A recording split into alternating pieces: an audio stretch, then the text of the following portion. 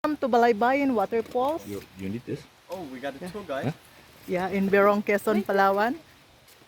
I'm their tourist guide for today. So here's our Vim Church for today. So from the highway, you can see the signage. Ito po yung entrance niya. Papasok po sa Balaybayen waterfalls. Maglalakad lang po at least 3 to 5 minutes. And then maganda naman po ang daanan. Nakasiminto po siya as you can see. So makikita niyo po. Nag-enjoy po ang aking mga guest for today. So I'm feeling tourist guide to them.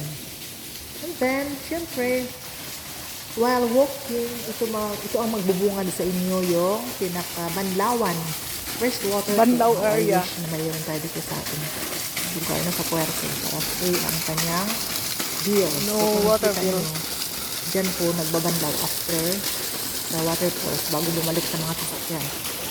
So, continue po ang ating lakad papunta sa waterfalls. I feel in love with the nature while entering inside going Balaybayen Falls. So, well-maintained po siya ng barangay council. So, for the information of the public, ang may entrance fee na po ang waterfalls. Ang foreigner po ay 200 each.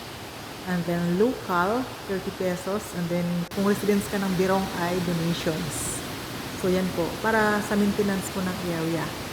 Ang suggestion ko nga, dapat pag may barangay ordinance ng barangay, dapat may copy po sila sa gate para no more further explanation. So para maging legal po.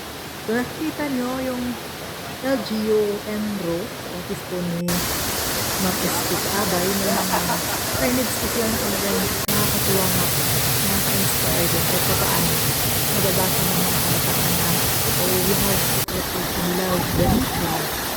So dahil pang paraan na-remind po ng mga gusto. So yan po ang bungad. Yan po ang loob ng waterfalls. Yan po.